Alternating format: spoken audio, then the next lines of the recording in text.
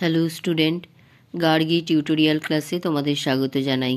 দেখো, আজকে আমার বিষয় হলো বর্ধমান ইউনিভার্সিটি ফার্স্ট সেমিস্টার স্টুডেন্টদের জন্য যারা মেজরে পলিটিক্যাল সায়েন্স রেখেছো, তাদের যেহেতু এখন নিউ সিলেবাস, তাই 2023-এর সিলেবাস ওয়াইজ যারা 4 ইয়ার্স কোর্সে ভর্তি হয়েছো এবং তাদের যে নতুন এনইপি ওয়াইজ যে সিলেবাস, সেটা আমি আরেকবার দিয়ে দিচ্ছি। এছাড়া আমি মাইনরেরও যে সিলেবাসটা আছে সেটা আরেকবার দিয়ে দিচ্ছি, যাতে তোমাদের বুঝতে সুবিধা হয়, পরবর্তীতে সাজেশান কোয়েশ্চেন দেখলে তোমরা বুঝতে পারো, সেই জন্য দেখে নাও। তাহলে দেখো, তোমাদের যেটা পড়তে হবে সেটা হচ্ছে তোমাদের ওয়েস্টার্ন পলিটিক্যাল থট, এটা পড়তে হবে এবং তোমাদের কোডটা অবশ্যই মনে রাখবে ভালো করে, POLS 1011। এই কোডটা দেখেই চিনবে যে তোমরা মেজর যারা নিয়েছো, তোমাদের এই কোডটা দেখে নিতে হবে। এছাড়া দেখো, তোমাদের সিলেবাসের মধ্যে কি কি আছে।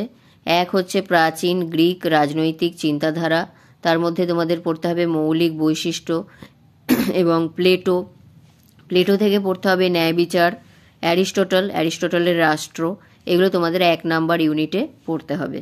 2 নাম্বার ইউনিটে কি পড়তে হবে দেখো, মধ্যযুগীয় রাজনৈতিক চিন্তা এবং সেখান থেকে পড়তে হবে তাদের প্রধান বৈশিষ্ট্য। 3 নম্বরে পড়তে হবে রাজনীতি থেকে তোমাদের পড়তে হবে ম্যাকিয়াভেলি এবং রেনেসাঁ ক্ষমতার ধারণা এবং ধর্মনিরপেক্ষতা। 4 নম্বরে পড়তে হবে হবসের সার্বভৌমত্ব, লক থেকে উদারনীতিবাদ এবং উদারনীতিবাদের জনক রুশো, সাধারণের ইচ্ছা, এগুলো পড়তে হবে। এবং 5 নম্বরে পড়তে হবে হেগেলের রাষ্ট্রতত্ত্ব, এগুলো করতে হবে। এছাড়া 6-এ আছে তোমাদের মার্কস এবং এঙ্গেলস, তার থেকে দ্বান্দ্বিক এবং ঐতিহাসিক বস্তুবাদ পড়তে হবে। এবং 7 নম্বরে JS মিল অর্থাৎ জন স্টুয়ার্ট মিলের স্বাধীনতার ধারণা, এইগুলো তোমাদের করতে হবে যারা মেজরে পলিটিক্যাল সায়েন্স রেখেছো। বারবার বলে দিচ্ছি, কোডটা মনে রাখবে 1011। এছাড়া দেখো, যারা মাইনরে পলিটিক্যাল সায়েন্স রেখেছো তাদের কি করতে হবে দেখো, তাদের কোড হচ্ছে 1021। কোডটা মনে রাখবে 1021।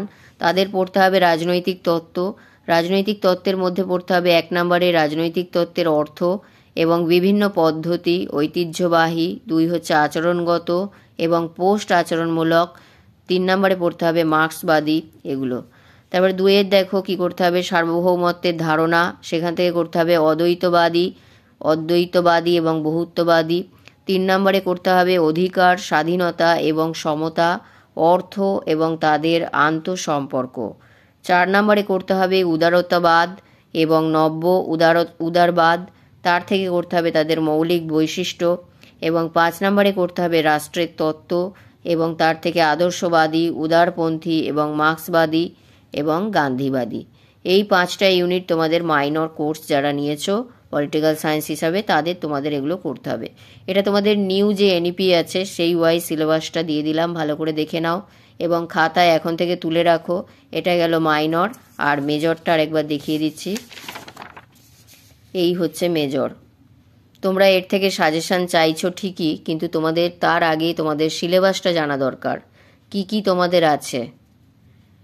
এরপর এর থেকে যে সমস্ত সাজেশানগুলো পাবে মিলিয়ে একবার দেখে নেবে, কারণ পুরনো নতুন এখন অনেক কিছুই গন্ডগোল হয়ে যেতে পারে, তাই তোমরা অবশ্যই আগে কোডটাকে দেখে ম্যাচ করে নেবে। এই গেল আজকের ভিডিওটি যদি ভালো লাগে একটি লাইক করে দিও এবং চ্যানেলে নতুন হলে সাবস্ক্রাইব করে নিও। দেখা হচ্ছে আবার পরের ভিডিওতে।